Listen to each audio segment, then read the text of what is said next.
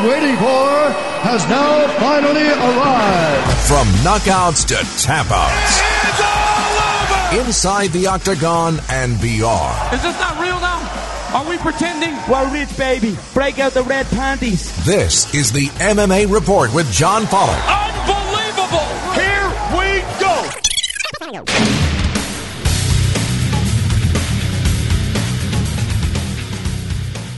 Welcome to the MMA Report. I'm your host, John Pollock. Thank you for tuning in.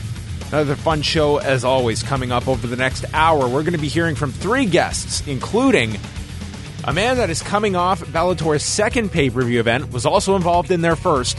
He is one of the best analysts in the industry, Jimmy Smith. Looking forward to having him back on the program to chat about the fallout from Bellator's debut at Madison Square Garden, the return to pay-per-view, and being one of the most versatile analysts in the game. Because when you look at all the different partners he has worked with, it kind of put it all into focus on Saturday, where here he goes from calling half of the show with Mike Goldberg and then calling the pay-per-view portion alongside Mauro Ranallo.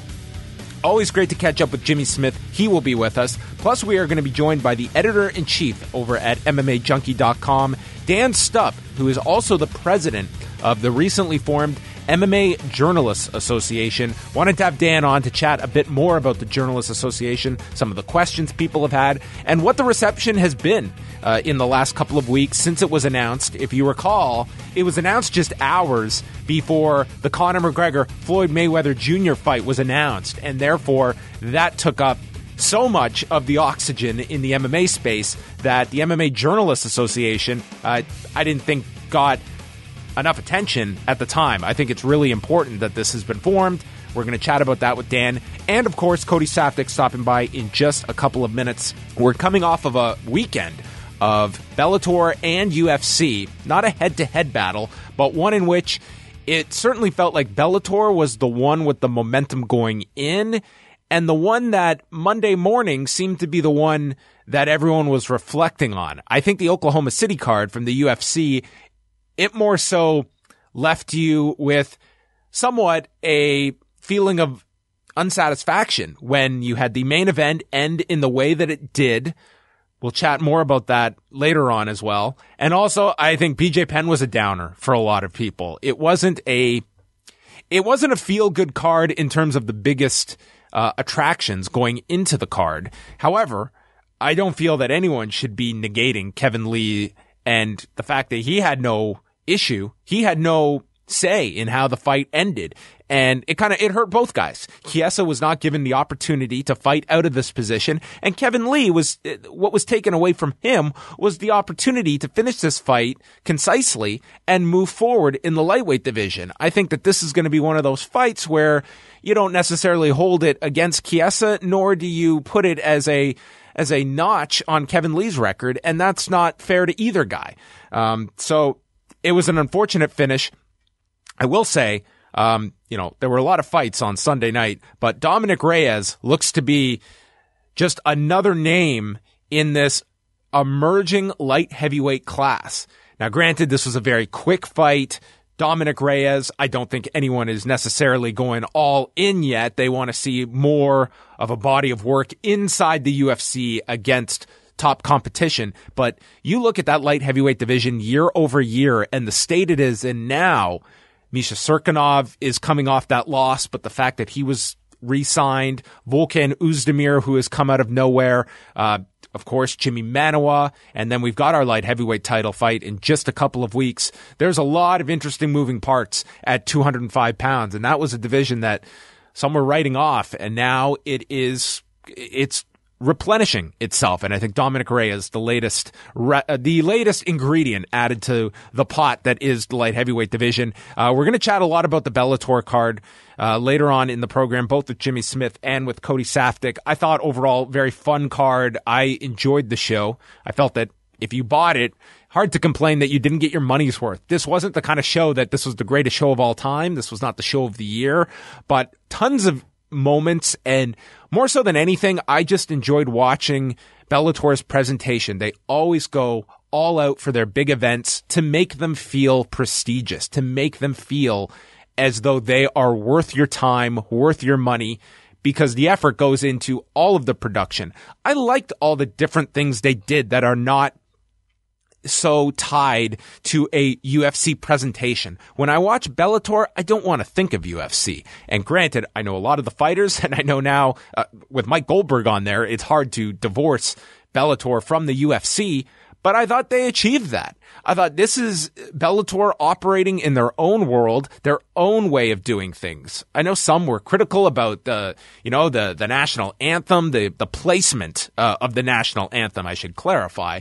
I had no issue with it. I thought this is different. This is something unique to Bellator that is doing something out of the ordinary of a mixed martial arts broadcast. Even the desk being positioned in the arena as opposed to a studio hundreds of miles away. I thought that added a nice feel to it. It was just a fun show that you got to see all these little different stories play themselves out. I come out of this show with such an interest in this rematch between Brent Primus and Michael Chandler. I think that Michael Chandler, I've said it many times, I feel that if you break down Bellator to its core and you're moving forward with one guy to position things around, Michael Chandler is the guy I'm putting my chips on.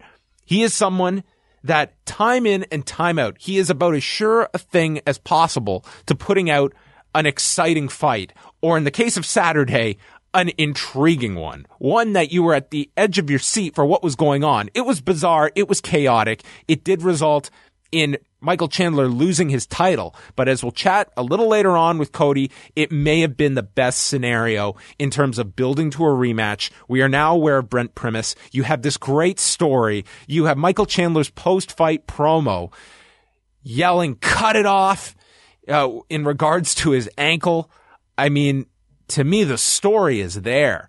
Make these two feel like stars coming out of this. Give them the treatment of a countdown show. Tell this story to as many people as possible. Build a show around Michael Chandler in his hometown going for his title that he feels unjustly was taken from him. Make these guys feel like stars in a main event position. Tell the audience they are stars. They are main eventers. And that, I think, is the biggest thing to fall into Bellator's lap coming out of this. You're always going to have your intrigue of what is Chael going to do next? Is Fedor going to come back? But focus as well on your guys that in a lot of cases, their best fights are ahead of them. Michael Chandler is in the prime of his career at the moment. This guy is one of the most engaging speakers out there. He is an unbelievably entertaining fighter and someone that you can put in a position to carry a card. And I feel that you have the story now, and hopefully Bellator can take what has been dropped in their lap and blow it up, make it bigger, and promote it as a big, big main event in this rematch, because now Chandler is chasing for something. He didn't have any challengers in the foreseeable future if he had just blitzed through Brent Primus on Saturday night. Now you have something that you can really sink your teeth into for a rematch. So that was one takeaway for me. Going to be interesting what the number is, and if we will find out the pay-per-view number for Bellator, if it exceeds their mark that they set in 2014 of about 100,000 buys. I feel they will. But this was a good night for Bellator. They feel like they have momentum. They feel like everything they invested in the build up to this Madison Square Garden show, the stories going into Saturday and more so coming out of it, it just feels like there's a momentum for Bellator at the moment, and that they are cultivating that audience and that fan base and utilizing many different areas where they are trying to appeal to the UFC fan of a decade ago. They are trying to appeal to the wrestling community with an Aaron Pico. They're going in all these different directions that hopefully they can take out areas from all these different segments of the fight population, but not extending themselves to where you can't identify what Bellator is, that they do have an identity. And I think they took steps towards that identity, that 3 years in, you know what the Scott Coker Bellator product is and what to expect, especially on these big shows. So we are now going to kick things off. As I mentioned, still to come on the show, we'll hear from Jimmy Smith, Dan Stupp, but up first, we're chatting, as always, with Cody Saftic. I might not be ranked by a belted instructor, but I'm a black belt level MMA fighter. I don't lose by rear naked choke. You've seen me get in this position time and time again. I was totally fine. You know what I mean? And it's I think that it's unbalanced officiating when 2 fights before that we seen, who was it, Justine Quiche getting just her head squeezed off. And they didn't do anything about it. Like, how are you going to let that slide? But we go into the main event slot, a heated, rivaled, hyped fight, and you let it crumble like this. I mean, Mario Yamasaki should just crawl in a hole and never step inside of any type of professional mixed martial arts event. He should never officiate ever again. He should spend more time going over the rules than making his stupid little heart symbols to the cameras. Our first of 3 guests today, leading off the lineup, the always reliable, always intelligent, Mr. Cody Saftic. That's right, John. You can just insert me in the lineup wherever you need. I bat both ways and, a bit of a utility player, but thanks for having me on. Now, I am a follower of many different news outlets out there, and lo and behold, where do I see Cody Saftic popping up but on the Josh Nason Punch-Out show? Cody going Hollywood here. Yeah, big time opportunity. Don't you ever forget the foundation, the MMA report, Cody. Well, it was actually facilitated by my manager, Wei Ting, who apparently hooked up all the contact info and took care of the arrangements for me. So shout out to Mr. Ting. Nothing like netting that podcast appearance fee money that is out there in the world. That's good. Every good performer needs a manager, John. So I'm glad to have one in my side. And yeah, honestly, it was a really good opportunity to go out there. I thought that it went well. Josh Nason's a super cool guy. Got to talk about some. Well, he actually said the same thing about you, so I see the friction. We are not friends. I'm trying to play the neutral man in between here. Well, let's go back to this past weekend. 2 big shows. Well, I would say 1 big show and 1 show with the UFC. Let's be honest. This was not a massive UFC show. There was stuff to talk about coming out of it. But the bigger event to me was Bellator in Madison Square Garden. We talked about this last week. Going into a weekend that did feature a UFC card, the news cycle was controlled by Bellator. They had at least to the MMA audience, the bigger show. We'll see when the pay-per-view number comes out if this reached beyond your MMA fans, which it probably did not. But do you get a sense, the night of, was this a show that got the necessary buzz to hit the 100,000 plus buy number? Could it be higher? Could we be downplaying what this show did? Yeah, 100,000. I'm hoping that that's what they hit. I know their expectations, or they were hopeful for 200,000, and I just don't see it hitting. I feel 130, number. 135. Yeah, and I think that'd be a win for them. I think they went out, they put on quality fights, they put on entertaining fights. Like you said, they dominated some of those headlines. Leading up to the event, they were getting the media that they wanted. And then I think you got good little storylines coming out of this event too. Bellator's in a good position. I said this the night after. By the end of that show, I can't say it was show of the year, but I totally got my money's worth. I was entertained by that show. I enjoyed the Spike portion, and I enjoyed the pay-per-view. There was weird stuff. Oh yeah, but which is expected. I'm into weird suppose. stuff, so I enjoyed the show overall. Yeah, no, I couldn't agree more. I thought, like you said, it's something different than what you get when you buy a UFC. And I think what really aided them is that they weren't putting on this Friday show and the UFC was having a Saturday show. They were getting that Saturday time slot, and the UFC was putting on that afterthought Sunday show. So a lot of people, they want to consume their MMA on Saturday night, and they were able to do that with the Bellator product. Whereas on Sunday night, I think a lot of the people that I was speaking to, they were almost feeling that fatigue or that burnout effect from staying up late on Saturday night watching the fights, and then Sunday you have a whole nother card with the prelim starting as early as 5:30. So it was hard for them to transition between 2 events. But yeah, you know what? I mean, like I said, I thought that it delivered on in the excitement standpoint, and I enjoyed the show.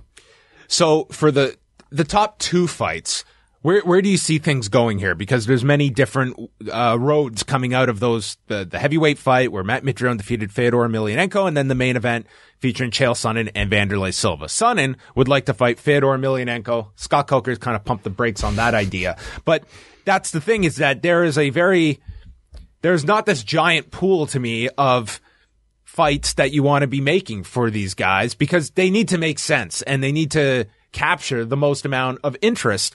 And for Chael Sonnen, throwing out the idea of Rory McDonald, I have no interest in that fight myself. Maybe those two together have a great promotional campaign behind them, but I just see that as that is not what you've hired Chael Sonnen to do, is to be thrown into the cage with killers at a weight class Roy still hasn't even fought at middleweight. Yeah, absolutely. To be honest, I wouldn't mind seeing Chael Sonnen versus Liam McGeary at 205 pounds. I think Liam McGeary's got massive deficiencies in the wrestling department, but he's also a crafty guy. He's a former champion. He's someone that at least got some name cachet with Bellator. If Chael's going to fight super fights, then Liam McGeary is by no means a super fight. But at least he's not fighting the Linton Vassels of the world or the Francis Carmons of the world. At least it's somebody with a reputation. And as for Wanderlei Silva, I think a fight with Melvin Manhoff makes almost too much sense to happen. So, like I said, because they can just draw from so many different areas and do so many different things, there's always something that they can draw upon. Tito's retired for now, but who knows? Ryan Bader's the champion now. Maybe you entice him in a fight. Maybe he comes out for a rematch with Chael. Maybe Randy Couture, who's been floating that idea of, well, I might come back. Maybe you insert him in the mix. There's always free agents being available by the day, and Bellator's jumping on them. So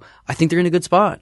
How did you feel about Fedor Emelianenko? I mean, for some, it's very much like BJ Penn, where it's just a different set of circumstances when you've seen a guy excel at the highest level and you see that come down effect. And he landed a shot on Matt Mitrione. He has shown every indication he's going to continue to fight. Is that something you want to see? Because Fedor is not coming cheap either. You've got to have the right fight for him as well. Yeah, and that's why I'm not sure why Coker was so quick to pump the brakes on Fedor versus Chael Sonnen, because honestly, it's a fight that makes sense. If you're Fedor Emelianenko, you're fighting murderous power punchers at heavyweight. That's something you got to stop doing. Maybe he can't take the punch he was able to before, but he also shouldn't be putting himself in those situations. Chael Sonnen doesn't have any idea of going out there and knocking out Fedor standing. Meanwhile, we've seen that you can drop Chael Sonnen. You can hurt him standing. Wanderlei Silva had moments standing versus Chael Sonnen. That's what made that fight exciting to me. I know a lot of people hated the fight, but the fact he landed that shot, it was just like, if this guy can defend one takedown, you just feel like a 1-2 combination could finish Chael. Well, even with the guillotine, I thought he was close on that. I mean, Chael buried his head on the outside of that double leg, and he just kept putting his head there outside every single time. Now, Wanderlei hasn't been off for a long time, but like you said, it's interesting that one guy dominates standing, one guy dominates on the ground, but who's going to be able to go out there and put their game plan to good use? And I think with Fedor, it's the same thing in that Fedor's a lot bigger than Wanderlei, so taking him down is going to be a lot harder. He's got that Sambo background. Fedor and Wanderlei could be their direction.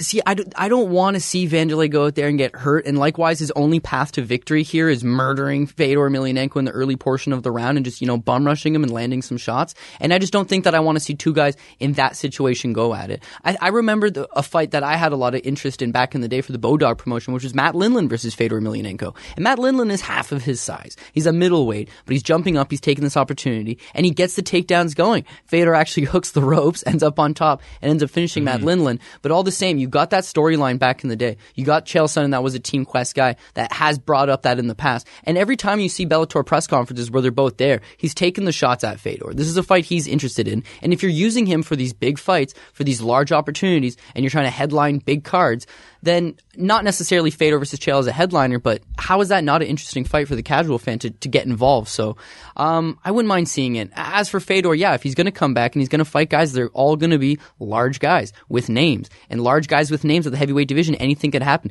That fight could have just as easily been Matt Mitrione getting knocked out. I mean, it was a double knockdown. Mitrione happens to spring up first because he's a little younger and a little quicker and a little more athletic and a little fresher, and he beats him. But hearing him say in the post-fight interview the same thing he said after Karl Shugamatafa, which is he didn't really remember what had happened. Well, what'd you remember? I remember saying, I'm about to get on top of him.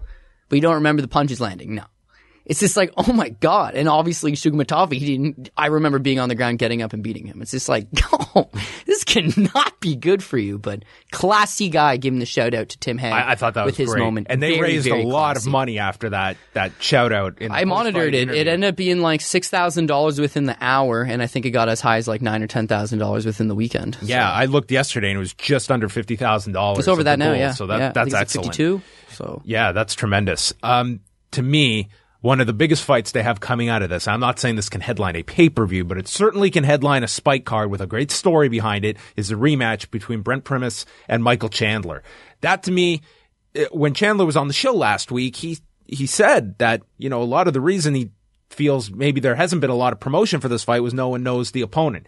They do know the opponent now. You have a great story. I thought Chandler's speech afterwards was tremendous. Yeah. They apparently documented him having to go to the back and go to get his leg checked out and everything. Like, you have a great story where you can focus on this as a main event on Spike and you've got a great story behind it. And that, to me, is the whole goal of these shows, is getting some of this star power onto your guys that are in their fighting prime. And to me, Primus and Chandler represent that. And you have a great rematch coming out of this. Yeah, you know, it's funny you say that. So best case scenario, I think, for a lot of people looking at it, where, Bellator wants their champion to retain the title and look good. But how do you fight who? Exactly. There's fight no who? one. Now you've got a fight people want to see Chandler in. I agree. Now you can headline one of their free cards on Spike. It's going to get the publicity. It's going to have that little bit of grudge. It's going to have that edge. You can go back. You can show the footage. And he didn't have a readily available challenger at 150. That is why Primus was getting the fight in the first place. And now you get a do-over out of it. So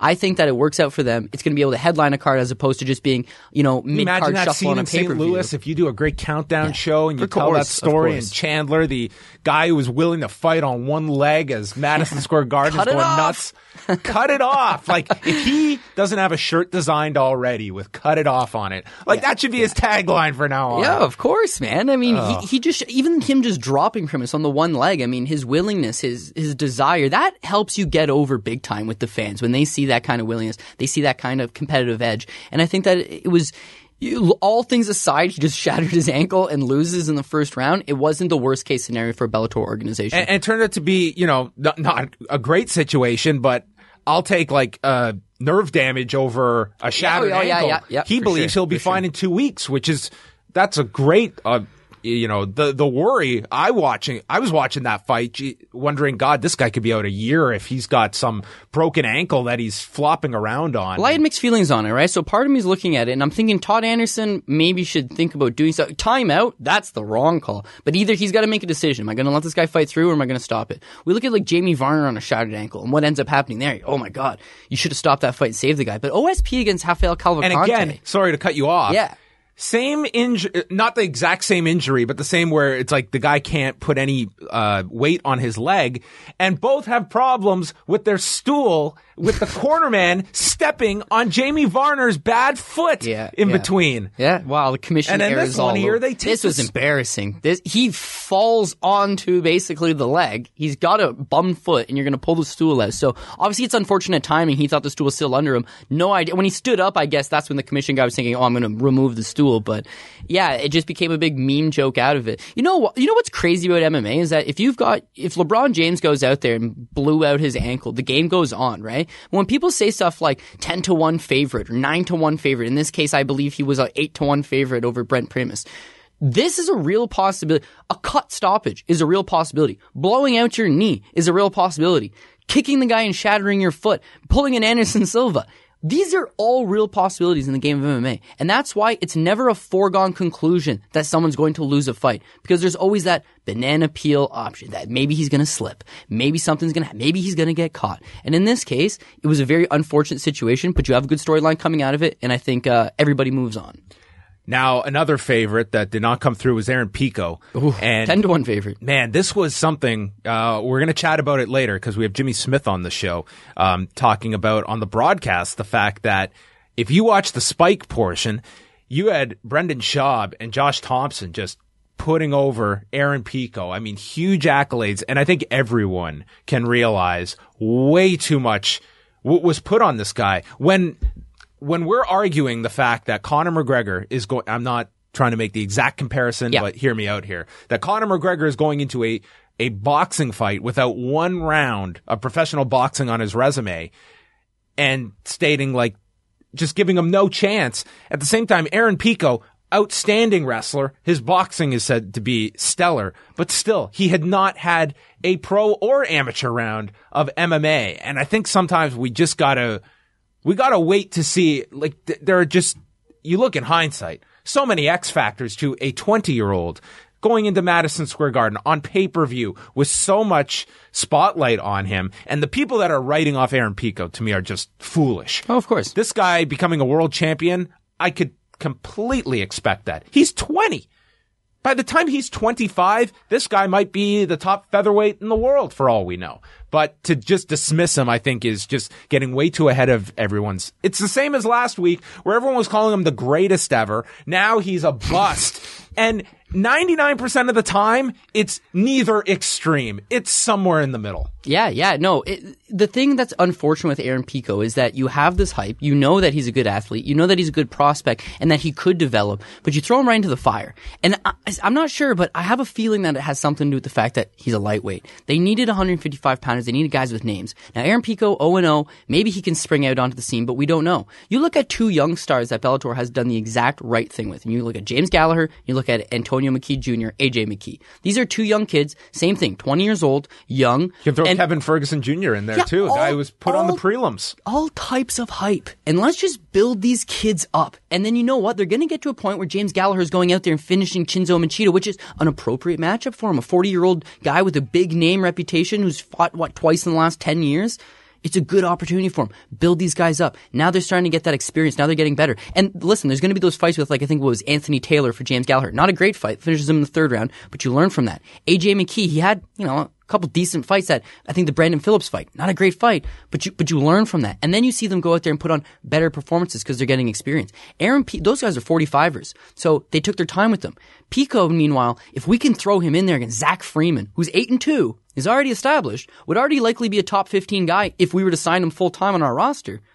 If he can beat this guy, well, then all of a sudden he can factor into these big talks. They almost did the same thing with AJ McKee. He was supposed to fight Georgie Karahanyan or Emmanuel Sanchez, and he got hurt. And that was the best thing that could have happened to him because that was way too much for him to bite off at that stage in his career. But can he beat him in a couple of years? Absolutely. Can Pico beat Freeman in a couple of years? Absolutely. But it was just too much for him to bite off at this point in his career. So it was unfortunate, but you got to learn from that. Nobody is going to be able to just, even Heather Hardy, was that a walk in the park performance? No. You can come in with all of the expectations in the world and all the hype in the world. But if you haven't competed under these spotlights, then it doesn't mean anything. And to your point, it's the exact same thing with Floyd Mayweather versus Conor McGregor. Conor McGregor, he has all the accolades in the world in the MMA world, but it's not any accolades in the boxing world. It's nothing impressive in the boxing world. You can watch tape of Luke Rockhold when he was a Strikeforce champ sparring a mid-pack junior middleweight in a gym in Mayweather gym, and he's getting killed. It's a different sport, and you can't just say, well, he's done so much in this sport, he'll be able to transition. Pico was a wrestler. He was not getting punched in the face during his wrestling career. Meanwhile, you look at Heather Hardy. She wasn't getting taken down. She wasn't getting grinded. She wasn't spending that much time in the clinch. It's a different game altogether, and there has to be adjustments. So people gotta be realistic of what their expectations is for some of these young and debuting fighters coming in.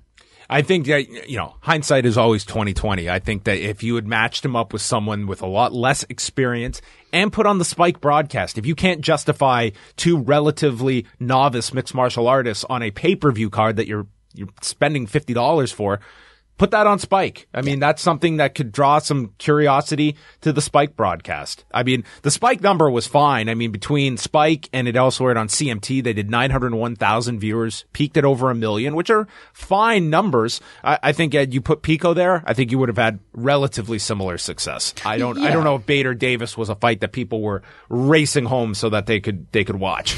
Well, I mean, it was one of their bigger fights in terms of what they actually have name brand value. I mean, Ryan Bader was a big star in the UFC. Phil Davis was a known commodity in the UFC. You put these guys on a free portion of a Bellator card, it should do good. But I think people that had certainly seen the first fight had very low expectations of what this fight would do, and it was pretty similar. I think I saw online that you scored it for Ryan Bader on a 48-47. I had it going the other way. But, I mean, a close fight. I thought it was the first two rounds to me where you could go either way on. So I had no issue either way of where that decision went. I think everyone at the end of that fight, it was like neither guy can complain about whichever score they get. No. It seemed like Phil Davis had more output and Ryan Bader had the better shots. So then you're looking at it, did one guy outwork the other guy? The other guy land the more effective strikes.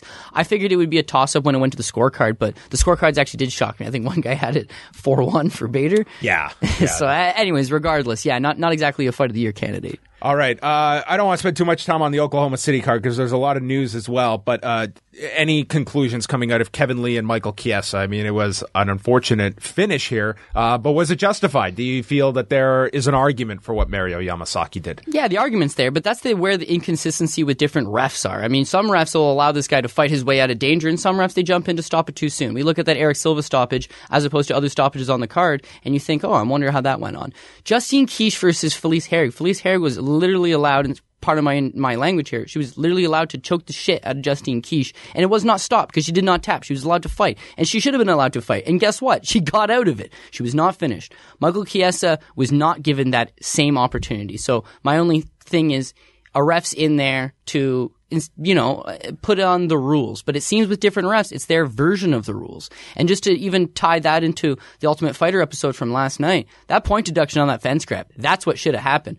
Herb actually waited for the corners to kind of give him shit before he decided to do the point. It should have been immediate. But all the same, that should be for everybody. That should be uniform. You grab the fence and it prevents a takedown, you lose a point. 100%. But some refs wouldn't have done it and some refs would have. And that does change the game. So I think the finish on the Chiesa Lee fight, Lee was beating him. So you can't take anything away from his performance. No, I feel awful for Kevin Lee that he's got to face all this criticism. Both guys Well, lose what could he have in done this differently? fight. Nothing. Exactly.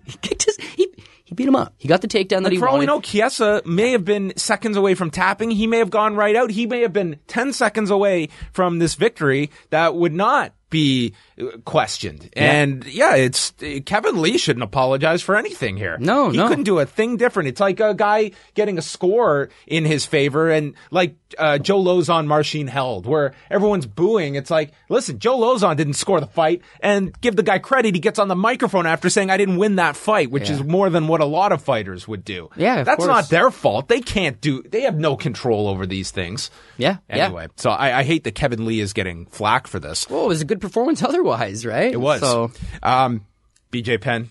Oh, while talking about good performances, BJ Penn did not put in a good performance. One round.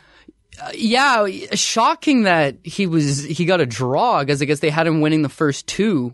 There's no way he won that first round. I'm sorry. There's no way he won the first round. I don't see how that judge scores that first round for BJ Penn unless you're judging with your heart, and that BJ Penn was not blitzed in the first round, which he wasn't, but he was significantly tagged, and I gave the third a 10-8 for Seaver. Yeah, okay, so here's the other thing. I saw some crazy theories online where they were saying that BJ may have gotten a 10-8 second round because he dropped Seaver and then got on him and controlled him for 2 rounds. If that's a 10-8, then the third round is certainly a 10-8 for Dennis Seaver, who completely and utterly walked him around the ring. This is not boxing where it's an automatic takedown, a knockdown is a point off. So they're looking at it as close to finishing. There's no standing 8 count. This is not close to finishing. Anyway, BJ Penn, I feel this man will fight again. No, not for the UFC.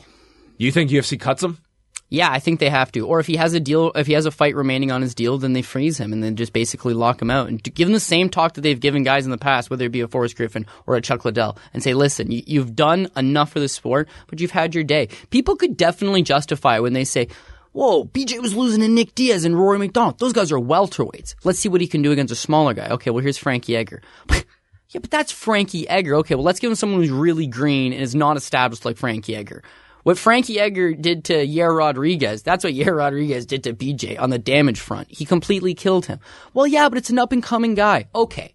We know he can't take on established welterweights. We know he can't take on guys that are in the top 5, top 10, young up-and-comers. We're going to give him Dennis Seaver. The guy hasn't fought in 2 years. He's also an aging fighter. And you look at Dennis Seaver, that time, 2011, 2012, when Dennis Seaver was, in these Europe cards and he was hitting guys with spinning back kicks and all that fun, BJ Penn was the champ at that time.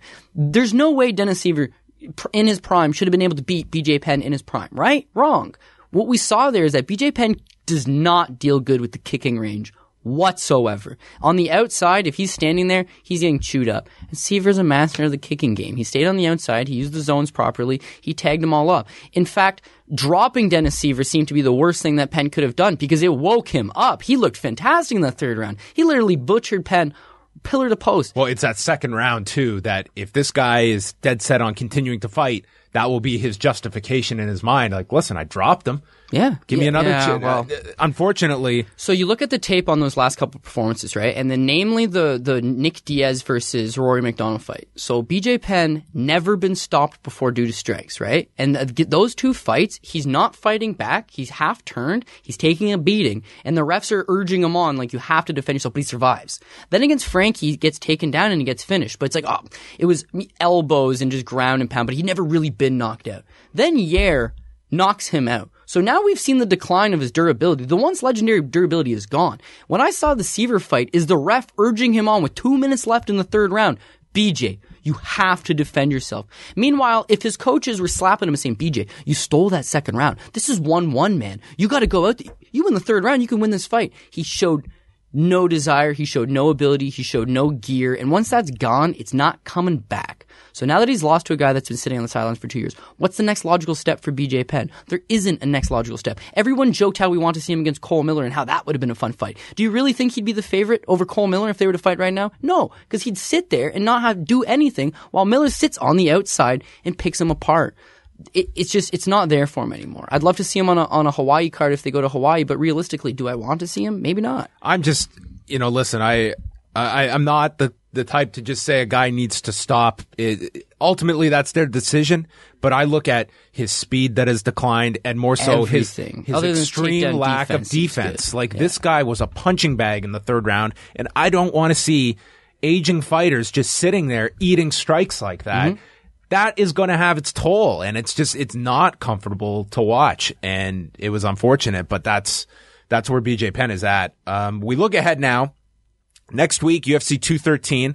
It looks like it has now lost Robbie Lawler and Donald Cerrone. That is a mega blow. That is for that card, which has had some setbacks already. It feels like 214 is the big fight of the big card of July, and not 213 is just almost the setup to that. Doesn't that this Anaheim card is stacked? Yeah. It just seems crazy that they're in a time where they're canceling pay-per-views and moving things up. And I think the Edmonton cards now move from 216 to 215, and you're just shuffling. They're trying to find stars wherever they can and put these cards together. And on a card like this, where you don't have these huge name brand fighters, a fight like Donald Cerrone and Robbie Lawler, it resonates with the fans. It's gonna make them want to go out and purchase this pay-per-view. But it seems like on all fronts, they've given up on really promoting these pay-per-views, and it's just all hands on deck for Mayweather versus McGregor. We know that this is going to be our super fight. We know this is going to generate the dollars for us. Am I right? Sorry, there are 10 fights listed here for 213. Is that all we've got? There's 10 fights? Well, we're losing this Robbie Lawler versus... This is with the elimination of Lawler. Exactly. So I'm sure they're going to try to throw something on, but... they're going to have to take either Chad Laprice, Brian Camozzi, Curtis Blades versus... something on the main card, and it better they got to put something on pay-per-view, and it's not going to be Brown and Olenek. They never take the main event out. No. So it's either going to be Laprice, Camozzi on the pay-per-view, Bilal Muhammad and Jordan Meehan, which probably would be the fight you put on pay-per-view. Why, though? And you want people to options? buy this? You want people to buy this pay-per-view? What are your options? Well, that's what I mean. That's what I mean. You're close out to the date. You have nothing really that you can put on it. I mean, the UFC is just in a tough spot with these cards. They can't go out and live or die by this pay-per-view model anymore, where they're forcing pay-per-views down everyone's throat once a month. I mean, I will say for action, like these, a year. The 4 fights they do have on the pay-per-view, all solid fights in their own right, but you don't have that marquee fight on this show. Unless Amanda Nunes truly benefited tremendously from UFC 200 and beating Ronda Rousey, that there's going to be a big audience for her, but I don't sense that as someone that's going to... I don't know. Does this card do 300,000 buys? No, Over or under? I don't think so. Under. Yeah.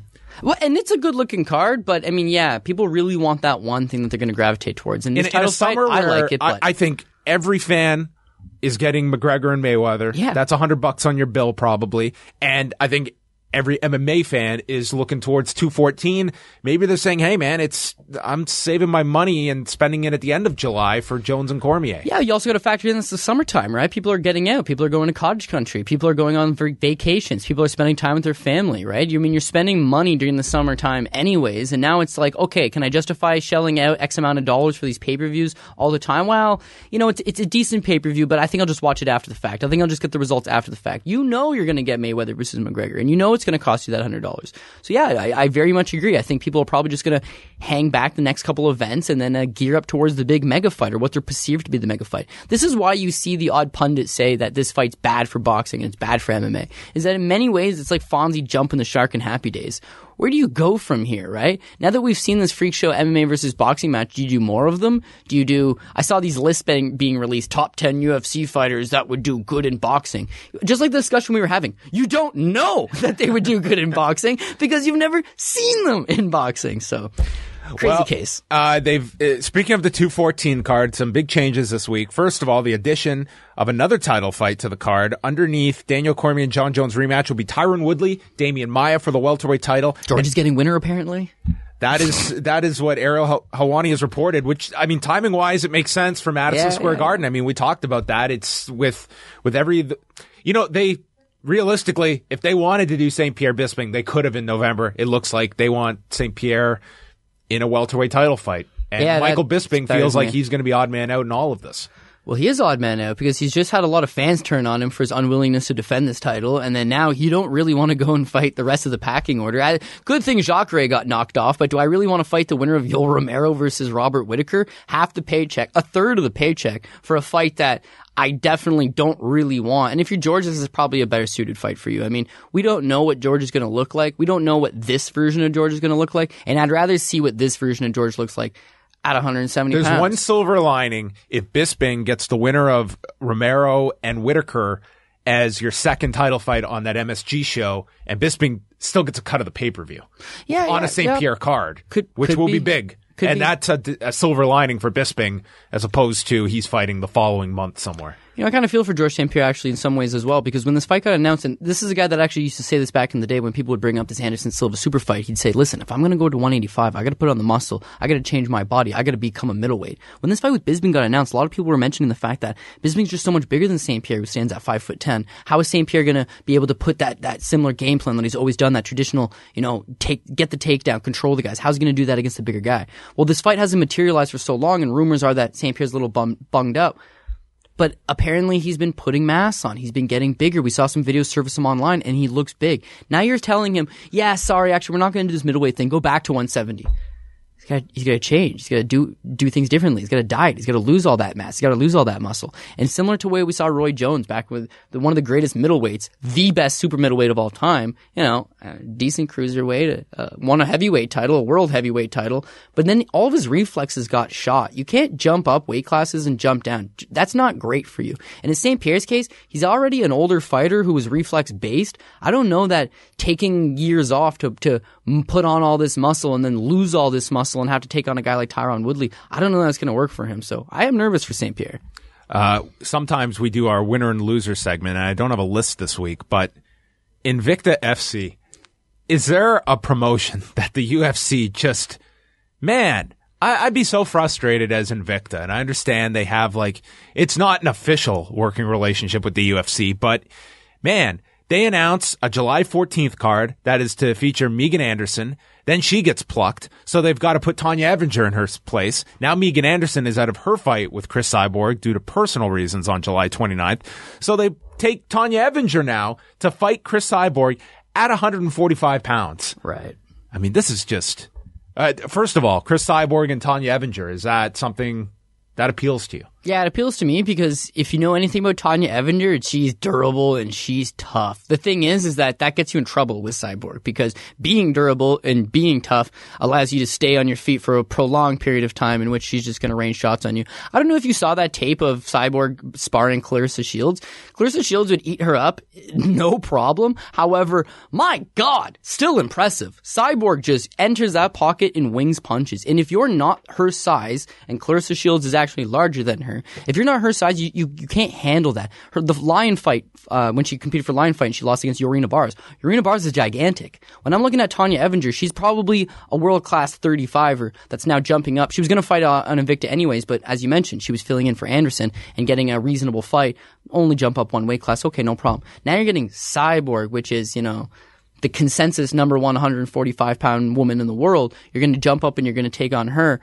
It's a tough task. And for Megan Anderson, a lot of people back to square one of just trying to find bantamweights to come up and fight at 145. But that's what it was always going to be. A giant featherweight. Well, at least with Megan Anderson, it was a legitimate featherweight. Yeah, but is she a legitimate contender or is she just the only 145-pounder we can think of? Well, I feel better knowing it's at least someone that is fighting at this weight, which there was never going to be a plethora of. And that the whole reason this division just fails to make sense, that they made it way too late in the game. We know Chris Cyborg's contract is up in the fall. There isn't even a guarantee she will be here in the UFC in 2018. And imagine if she is to leave.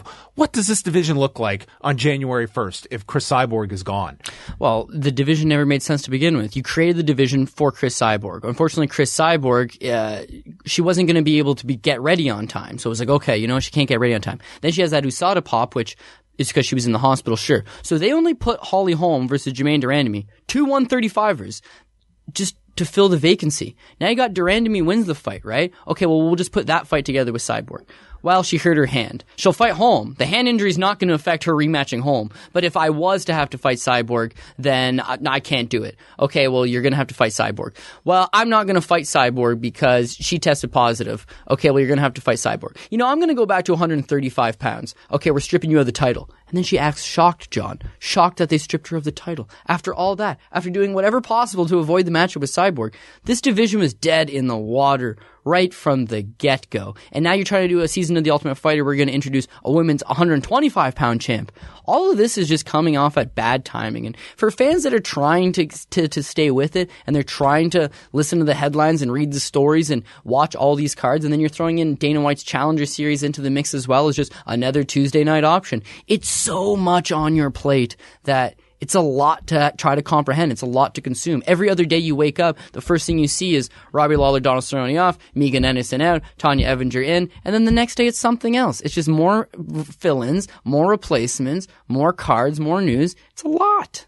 Joe Silva's just laughing at home. He's the real winner in all this, because if you're Dana White and you've got more money than a human being will ever be able to know what to do with in their lifetime, why wouldn't you want to go out and spend it and enjoy it, Why would you want to stress yourself out and get into contract disputes and Twitter beefs with your employees? It makes no sense. Joe Silva went out, he had a good time, he put the cards together, it was manageable, it got a little crazy, but he stuck with it, he did a fantastic job, he got paid an extreme amount, and now he's out of it. I think he's still part of that lawsuit, but for the most part, you know what I mean. He's out of it. He's enjoying life. Final thing here. Tough is about to wrap up next week. And we had our first semifinal fight this week, as you referenced earlier. Diego Lima defeating Tom Galicchio with a point deduction, no less, administered by one Herb Dean. And next week's final episode will feature Jesse Taylor tentatively against James Krause, as James Krause is just ready to lose it on all the members of the house who are all salivating because it's now been set up where if he is out, Cody Garbrandt gets to pick one of his members of his team to replace Krause. That was stupid, by the way. Ramsey Nijum, I think every right to be upset. Yeah, you know what? He does, and at the same time, I got thinking about it because I was fired up too. I was like, what? Just because Garbrandt loses every single guy and you want to try to keep him in the show in some way, you're going to allow him to bring a guy back? It's obviously Ramsey Nijum. That should be the guy. Then I got thinking, you know what? Why would Ramsey Nijum want to fight again? He'll get a fight on the finale. He was one of the more impressive guys. He had a good fight. This is good for him. If he fights again, he risks losing that. Because if he loses twice in the Gilbert Smith's going to come out of retirement. Gilbert Smith. I want to see them go right there. I was like, that was exciting. That was the weirdest. Gilbert Smith's a soft-spoken guy, too. I was surprised that they start clashing. But realistically, if you're Call Gilbert Smith fat. He's ripped, by the way. I know. I don't know. That's just like a high school girl fight, you know what I mean? Wow. But in all fairness, right, you look at that Jesse Taylor fight versus James Krause. Either one of those guys win, they're going to take on Diego Lima in the finals. So they're getting theirs fight. Either of those guys lose, they're going to probably be that last fight added onto the card. But they're not going to fight Tom Galicchio. Let's be honest with you. Galicchio's a 55er, and he won 2 fights in the house, but he got beat up against Diego Lima. That second round, even though there was a point deduction, there's an argument it was a 10-8 round. He got completely handled. Significant blows landed throughout the entire time. And in the third round, he rallied with a takedown, but all the same. I'd rather see an actual welterweight get the slot, and I think Tom Galicchio might get a contract out of it, but he might be one of those guys that they use as a substitute down the road. I don't think he appears on the finale card. At least I don't think. So I think you take Ramsey Nijum, who looked fantastic. If it's Jesse Taylor that wins, then you put the rematch. You put Krause versus Nijum on the card, on the UFC card. Let them get paid for this. And if it was the best fight of the season. Absolutely. And if you're Jesse Taylor that ends up losing, and it's Jesse Taylor versus Ramsey Nijum, it's still a fun fight. I got really thinking about this, John. Bear with me here. The biggest loser of the season here, unless he physically wins the season, is James Krause. It actually, and I'm thinking about it, it made no sense for him to take this slot. He's a guy that is not a spring chicken. He's not a younger fighter. He was already established, right? Well, they get paid $5,000 for these fights. His Reebok deal was giving him $5,000 per fight because he was already established. His base right now is 19-19 in the UFC. That's more than the last male to win the Ultimate Fighter, which is that Andrew Sanchez, who currently has a base of 17-17, won one fight. So I get that this is a bigger pool. It's, I think, $250,000 as opposed to the traditional 6-figure contract. But all the same, he's a guy that's been battling injuries on the sideline. So why would a guy that just got healthy decide to himself, I'm going to fight multiple times against larger opponents in a unsteady training environment that if I lose, I go to the UFC, on the same contract I had. He's already fought twice in The Ultimate Fighter, right? He's about to fight a third time. Imagine he wins this fight against Jesse Taylor and he goes to the finals. Just at least wins and goes to the finals. Then through those 3 fights, he would have gotten $15,000 for the showing and the one finish bonus, $20,000. Yep. That's it.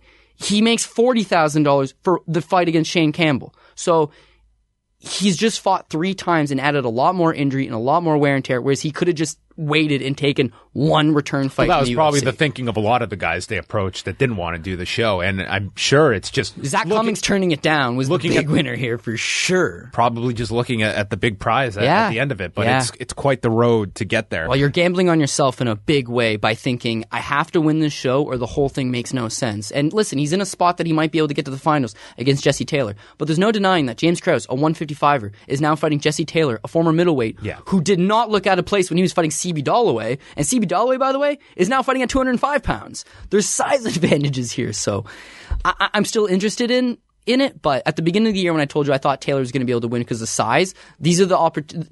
Imagine he was fighting Tom Galipkio. They fight similar, actually. Only Taylor's twice his size, so it's more effective. I don't know. Well, the finale is next Friday, but for the purposes of this show, the finals are next Wednesday.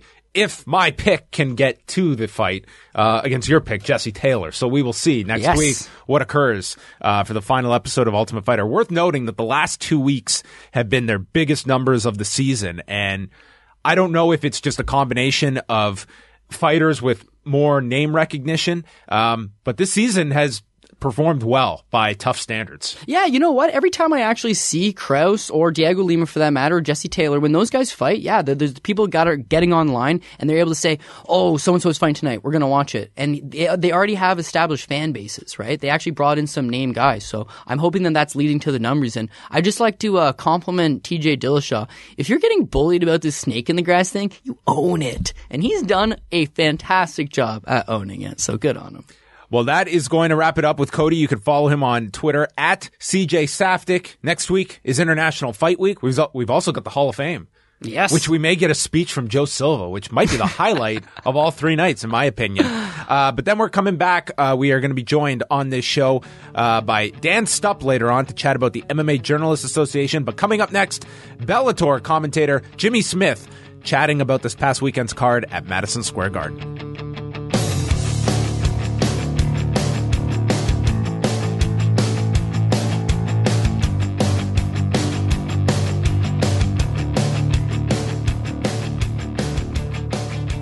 Coming off of Saturday's pay-per-view, there was one man I really wanted to have on the show, and he has been so gracious here with his time.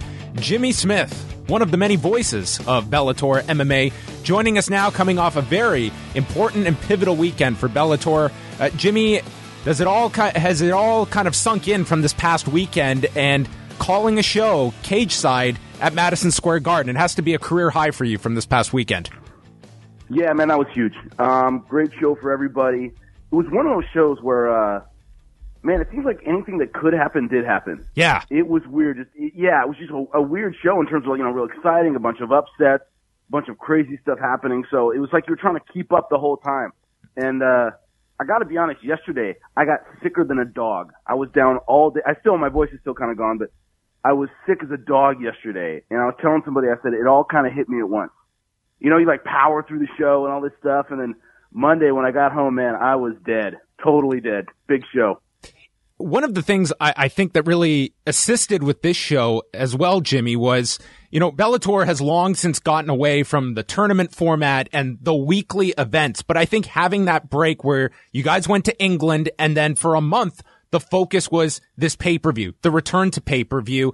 And that really, to me, peaked during the week where, despite a UFC card the next day, it seemed that Bellator really controlled that news cycle. Like, this was the event of the weekend. Well, that's the thing, is that the weekly shows we used to have in Bellator was 3 months on, 3 months off. It was really hard to promote any particular show because you had them every week, and it was hard to get the fans excited about one particular show over another.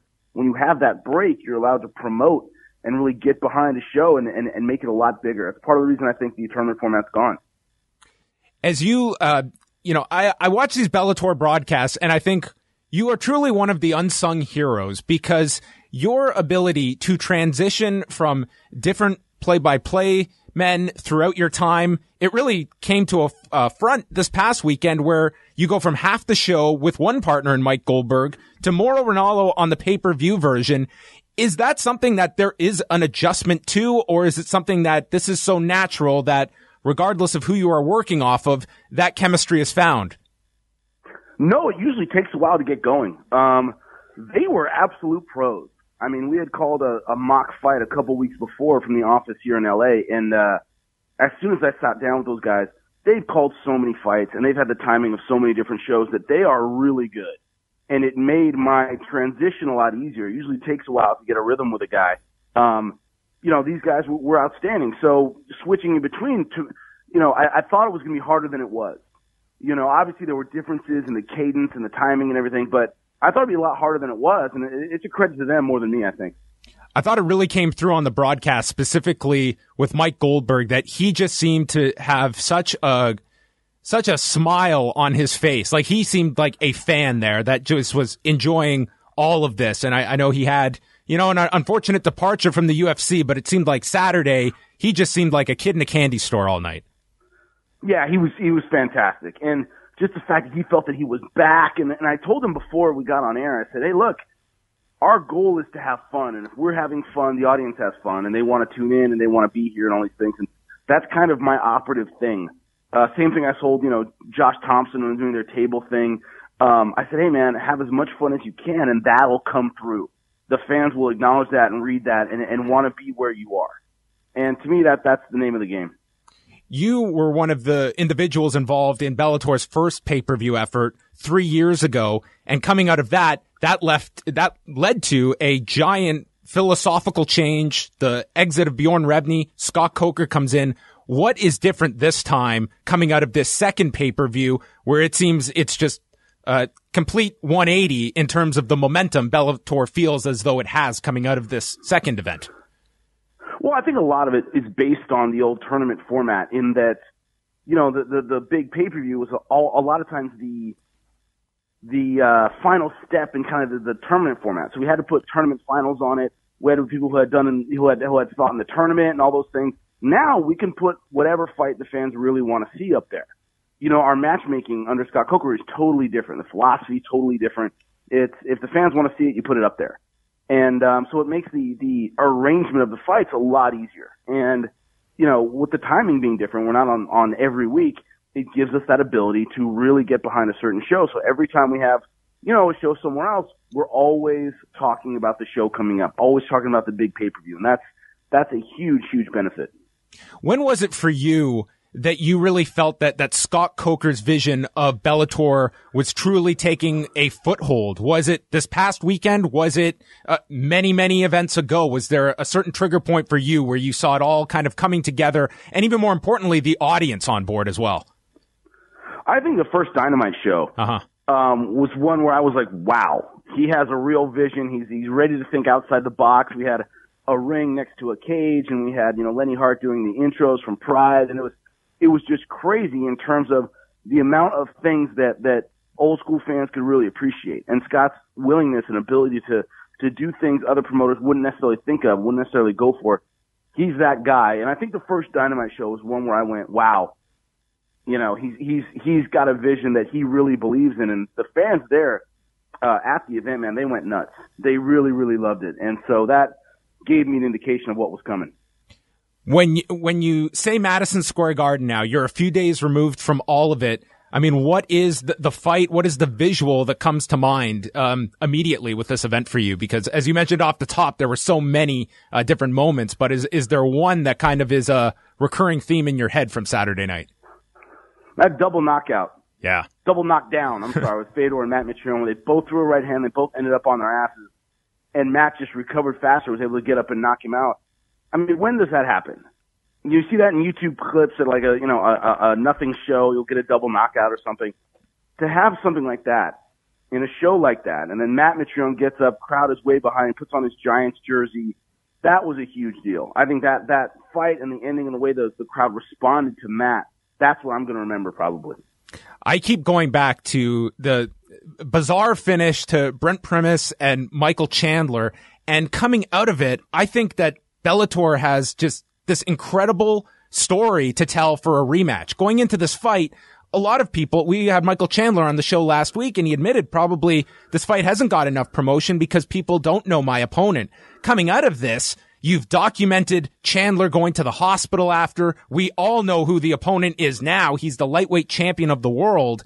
And this to me is the whole, having these big stars on top is to have your Michael Chandler shine through. I think this is a potentially huge rematch coming out of this that you could do a countdown special on, because Michael Chandler is one of the most riveting fighters out there.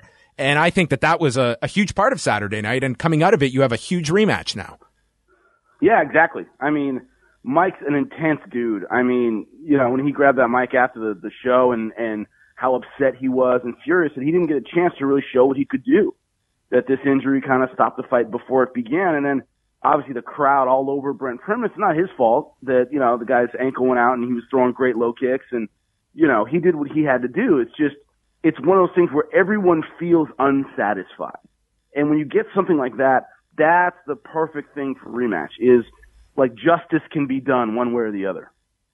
You've always been a guy that has been very open and honest with your opinions on the broadcast. And I'm curious, you know, Aaron Pico, there was so much spotlight placed upon this individual, and coming out of it, I think you have two sides here. There are the side that always just go to the just writing someone off, which I think is ridiculous for a 20-year-old with those credentials. But as you look back at the promotion of Aaron Pico on such a large stage, I think this is obviously going to be a crossroads for him and how he deals with this defeat. And I think people forget that this was his first fight, and he's 20 years old fighting at Madison Square Garden on pay-per-view. Yeah, I mean, that's the issue with doubling down on Aaron Pico, which promotionally is what happened, is, hey, the guy's never fought before. And I was very honest about that before, you know, on his walk-in and everything. I was joking that, you know, we all know that gym monster who knocks everybody out in the gym and never has a pro career. You know, I've heard all the stories about Aaron Pico, but until you do it in the cage with a referee and a timekeeper and judges, it's all just kind of hearsay. You know, it's all just kind of nothing. And he's got to prove it now. And he got blown out in less than a minute. And it's one of those things where you have to step back. He has to reevaluate his career and virtually start over. And that's what he's facing. And, you know, but I was very honest when, you know, when Josh Thompson was talking about, well, he's only 20 and, you know, he's really a natural 45er. And I said, hey, look, 5 minutes ago, he was the next big thing. Yeah. You can't just take his loss and go, oh, well, and start making excuses. They doubled down and he has to start over. That's pretty much the way it went. And, so there are two sides to it. There's the, you know, write him off completely, which I don't believe in at all. And there's also the, you know, the backtracking of, well, you know, maybe this, and that. Well, you can't have it both ways. Yeah. A lot of people had a lot of faith in the guy, and he's got to start over and re-earn all of those accolades. He has to re-earn them all over again, which I think will be good for him in the long run. Is that something you feel that broadcasters at times can fall into, of where you are promoting a fight and you can take that step too far? Because that was definitely noticeable on the broadcast with Josh and Brendan Schaub, the before and after, where they did have to walk back a lot of what they said on the Spike portion. Yeah, well, it's you know, there's a story to every fight, and how you tell that story and which side of that story you get on can kind of define you as a broadcaster. You know, did Buster Douglas have a great fight, or was Mike Tyson just at the end of his run? You know what I mean? It's every team's great comeback is another team's great collapse.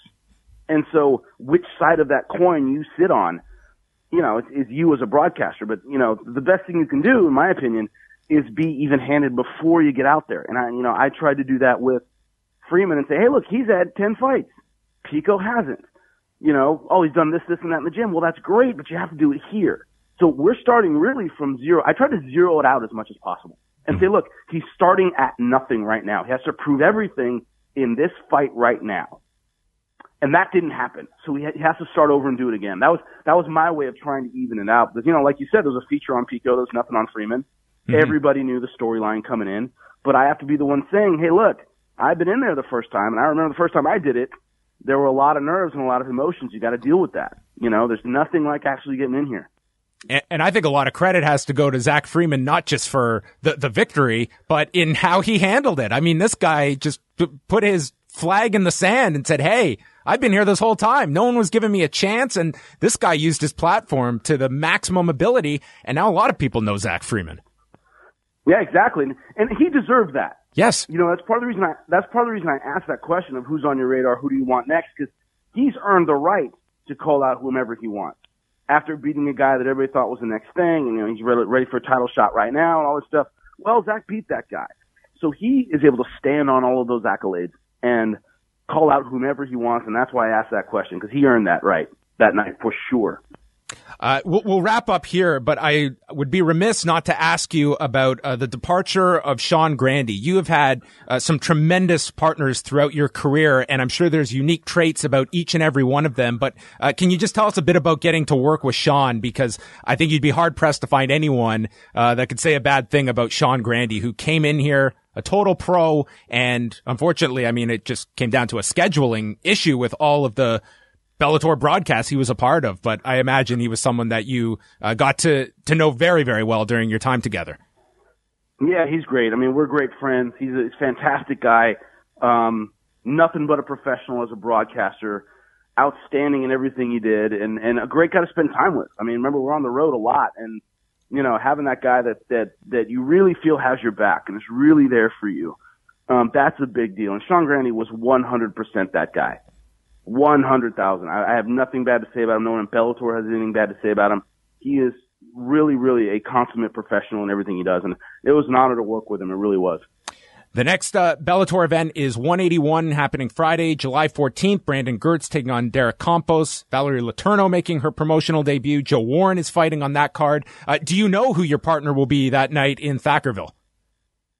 I believe it's Mauro Ronaldo. I'm not 100% sure. I believe it's Mauro. This is always going to be pretty soon, but I believe it's Mauro. This is going to be something to tune in to every Bellator broadcast. We don't know what the pairings are going to be now. It's all going to be up in the air. A lot of great options at everyone's disposal. I got to keep on my toes, man, for sure. Jimmy, thank you. Appreciate you joining us here, even a bit under the weather. You can follow him, Jimmy Smith MMA, one of the best voices in mixed martial arts. And congratulations on a big event for Bellator, Jimmy. Thanks, man. Appreciate the call, buddy. Thank you to Jimmy Smith for joining us. Looking forward to July 14th and whatever combination we have for the announce crew in Thackerville, Oklahoma. All right. We're now going to switch gears and we're going to hear from Dan Stupp. He is the editor-in-chief at MMAJunkie.com, as well as working at USA Today, where MMA Junkie and USA Today, of course, have that connection, and now the president of the recently formed MMA Journalists Association. So I wanted to chat with Dan. I'm not currently a part of the Journalists Association. I had my own questions. I want to ask Dan about it, and I'm sure many of you probably have some questions about the Journalists Association. So here he is, Dan Stupp, joining us on the MMA Report.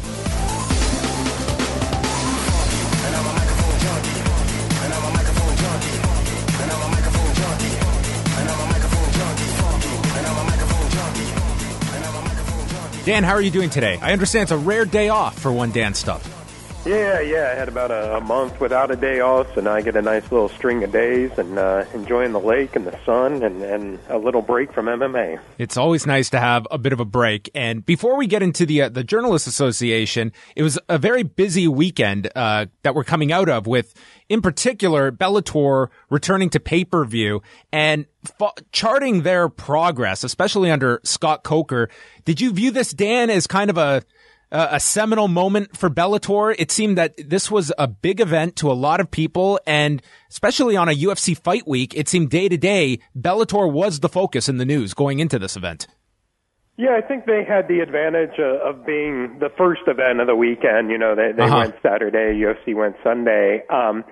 But, you know, it was Madison Square Garden. It was a return to pay-per-view. And for better or worse, I think they kind of planted their flag and said, you know, this is what Bellator is. It's some absolute blue-chip prospects that, you know, they sign early in their careers. There's some established guys like Chandler. And then there's guys who are maybe past their prime, but, you know, people still tune in to check them out, like Chael Sonnen and Vanderlei. So I think it was real representative kind of what Bellator is these days. And like you said, I mean, there was definitely some buzz, and, you know, looking at our traffic, you know, Bellator definitely had the lion's share of the attention this weekend.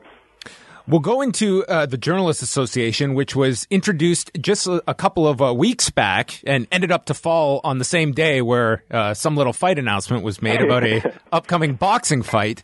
But this is obviously something that I imagine has been in the works for quite some time. Can you just take us back to where this largely took place and kind of your own involvement starting this from scratch? Yeah, there had been talks actually as early as 2007. I think 2009 was a time when a few more people started getting involved. But obviously, it's no secret, when Ariel Helwani had his situation with the UFC and getting banned. It wasn't done just because of Ariel's ban, which thankfully was lifted pretty quickly.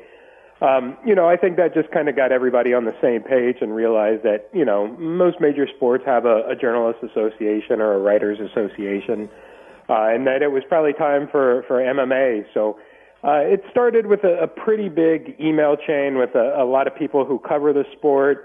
It was a little hard to manage just because, so many people, had input and some things were deal breakers for some people and so thankfully there was a smaller group.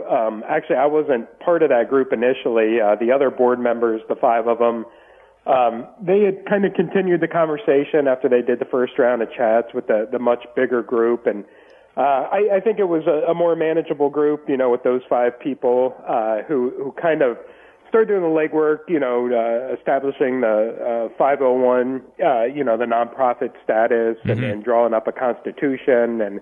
And Vox Media played a really big role just with legal help to kind of get things organized. And then those guys came to me and asked if, I could serve as interim president until we really get the thing off the ground and do formal elections and things like that. So obviously it's, those 5 guys, Chad Dundas, Ben Folks, Josh Gross, Ariel Helwani, and Mark Raimondi.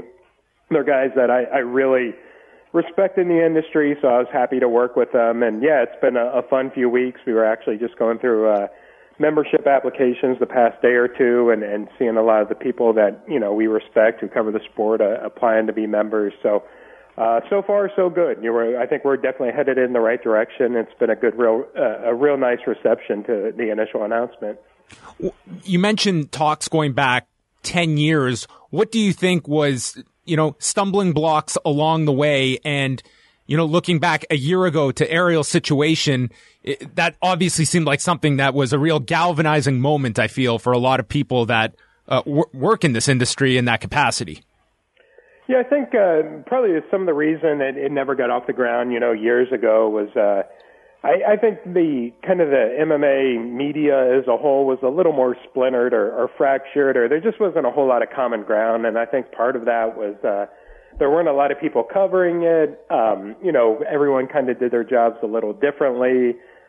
Some of the bigger media outlets weren't even really covering MMA at the time. This was a couple of years before USA Today acquired MMA Junkie, and we were part of that family. So I think it just got to the point where the sport matured enough. There were enough guys who have been doing who have been covering this sport long enough where they kind of had a veteran voice and could help us get things moving in the right direction. So I think it was really just the timing really kind of worked out this time. But I mean, I think the thing we're really overlooking is those 5 guys, the other guys who are interim board members.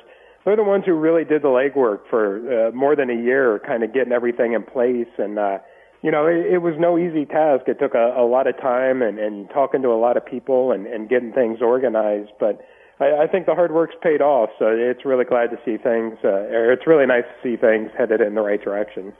What has the tone been in terms of reaction since the rollout of the Journalists Association? Have there been reservations from certain journalists that have been inquiring? Has it been unanimous praise? And just give us an outline kind of what the response has been like over these last few weeks.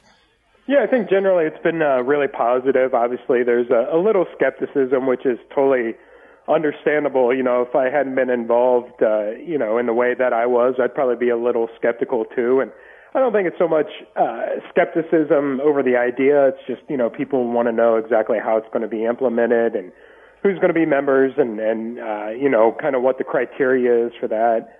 But no, it's been really positive. You know, we've gotten a lot of questions, and you know, if people have questions and they're thinking about applying, you know, feel free to contact me or anyone else on the interim board. But no, I think right now, kind of, you know, we're really focused on getting as many people as possible, you know, who could benefit from the association, making sure that they apply and that we can answer any questions that they have. But no, I mean, the reaction's been great. I think we're up near 100 people have applied for membership. Wow. And this week we should be sending out, you know, notices, you know, for the status of the applications and everything. So, you know, it's all happened kind of quickly once we made the official announcement. But yeah, we've been really encouraged, and I you know, so far so good. You mentioned kind of, you know, helping with the other board members. It was a small group kind of making a lot of the lion's share of the plans. Do you somewhat come out of this situation appreciating more the fact, I mean, we always talk about a fighters association, and it's become this pipe dream that when you're talking about such a large, vast amount of people and trying to get them in line for some common cause, it's a lot easier said than done when it comes to such a large volume of different things that a fighter is in this sport to do. And some of them, they're not looking for a common cause. It can become very, very difficult, as we've seen with many attempts at fighter associations. Yeah, I mean, I think the Journalists Association and a Fighters Association are obviously two very different things with Sure. different goals and things like that. But like you mentioned, I think it really kind of made us realize, you know, how difficult it can be to get a large group of people kind of on the same page. And I think, you know, if we learned anything from getting the Journalists Association off the ground is that, you know, you need a kind of a small group really leading the charge, you know, some influential people who are really committed to the greater good. And you know, the other board members, I think those 5 guys who really got the ball rolling on this, they were committed to it. And, you know, and for fighters, and you know, it's their careers and things like that. It's and a lot of those your fellow fighters, you're kind of fighting against them for your piece of the pie and things like that. So I know it's going to be difficult for them, but you know, if this serves as, I guess, you know, an example or something that can show them that, hey, you know, even people who compete against each other, you know, they can find some common ground and work toward that. But obviously getting a fighters association is a much bigger deal on a much larger scale. But like I said, I think if anything, you just need to have a small group who can really lead the charge, who has some influence in the industry. And thankfully we had that with the other guys. They've done a really good job to kind of get things where they are. To the journalist out there that might be listening to this, what are some of the benefits that they can enjoy by moving forward and applying to join the Journalists Association? Yeah, I think the big thing kind of, you know, getting this thing off the ground, it was getting a framework or a foundation in place so we can really figure out exactly what the association is going to be. But I think the really big things, you know, is just, you know, we really want to raise the professional standards and in the MMA, you know, journalism space, and I think that'll help.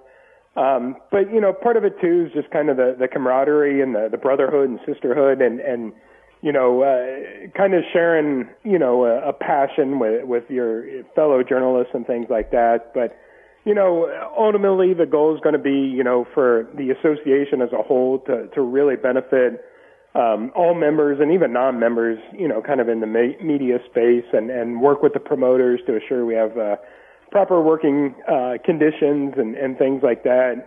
And, you know, there's a lot of things down the line. You know, we've talked about rankings and awards, you know, and just not, you know, Fighter of the Year and stuff like that, but actually recognizing really good work within the MMA media itself and people who put out really good work, you know, columns and video features and things like that. So I think the exciting thing now is if, you know, someone's debating whether to join or they really want to know if it's going to be worth it or not, I think the real benefit is, you know, if you get involved now, you can really make this thing what you want it to be.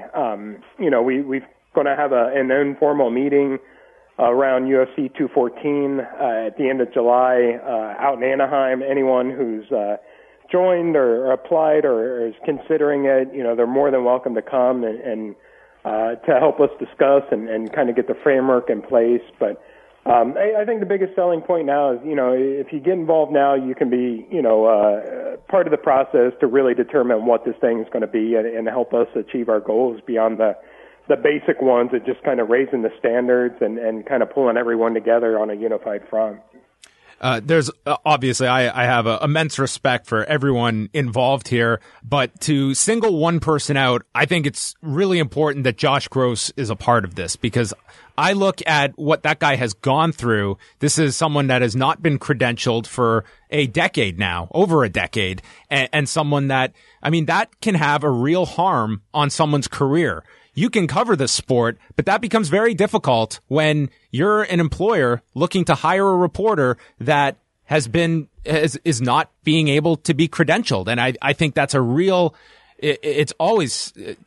I've really sat uneasy about that for the entire time that Josh Gross has had to persevere through that. Yeah, and he was one of the first, back in 2007, 2009, he was one of the guys kind of involved in those, initial discussions. And you're right. I think it was really important that we had a guy like him who's been fighting kind of a different battle than some of us have who can get credentialed. I think it was important to have his voice involved. And, like the guys from Bloody Elbow, they're dealing with the same thing. And, ultimately our goal is to try to rectify situations like that. Obviously, it's not going to be an overnight process, but again, I think, having that unified front, it's only going to help, guys like Josh and the guys from Bloody Elbow and other people who have, credential issues and stuff like that. So that's definitely one of our goals. And, yeah, it's great to have him involved kind of in a leadership role from the get-go. Are there any plans, or has there been any dialogue yet with a promotion like the UFC to at least sit down and kind of, once you guys have kind of your mandate and kind of your own goals, that you can sit down with the UFC and explain and have that kind of that healthy dialogue? Yeah, we've opened the lines of dialogue. Nothing too formal right now, but everyone we've talked to, from promoters, fighters, managers, things like that, everyone seems really receptive to it. And honestly, if the association does things the right way, it's only going to make it easier on the UFC and Bellator and PFL and the other organizations who deal with the media.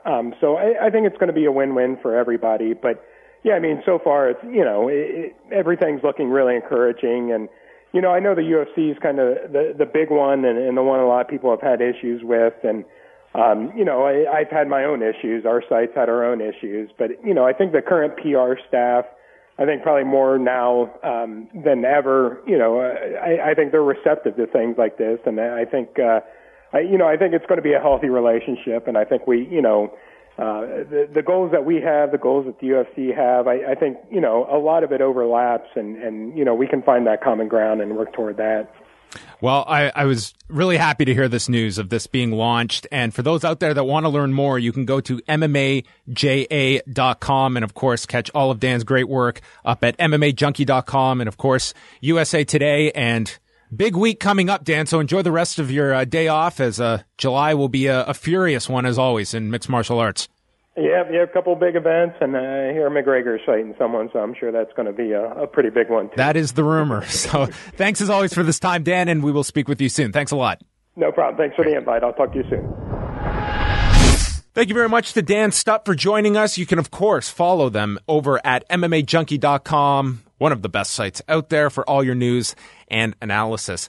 That's going to bring an end to the show. We've got a bit of a quiet weekend coming up. There is an LFA card happening on Friday night. If you're in Canada, that's airing on Fight Network. And the PFL is also going down this Friday night, the former World Series of Fighting that's happening in Daytona Beach, Florida, with John Fitch taking on Brian Foster in the main event. That's going down 10:30 p.m. Eastern Time on NBC SN. Honey Mark's also on the card against Smilino Rama. Herman Tirado against Yao Zeffirino, and Jason High taking on Carlos Fodor. So that's happening this weekend. So you do have some fight cards that are going down, and then the big one is next weekend. But as we discussed, I mean, is it the big one? I think that July 29th is dwarfing this 213 card. However, you look at the main card of 213, it's pretty solid. I know at times we are spoiled. It doesn't have that blockbuster main event that is going to do your 700,000 buys, for instance, on pay-per-view, but it is a very solid main card for UFC 213, and I think you have to give credit there. Next week, we will be discussing all of that. We've got the Hall of Fame going down Thursday night, the Tough Finale Friday night, and then 213 is Saturday night as part of International Fight Week, so we will be previewing all of that. Might be joined by some fighters that are involved on those cards, but that is going to wrap it up for us. Of course, as always, if you have any questions or you want to leave some feedback, you can do so at I am John Pollock on Twitter, or leave us a review on iTunes. The MMA Report with John Pollock, every one of those reviews, if they are positive, helps us out very much, and we appreciate that. Thank you again to Cody Saftic, Dan Stupp, and Jimmy Smith for joining us. We will speak with you next week on another edition of the MMA Report.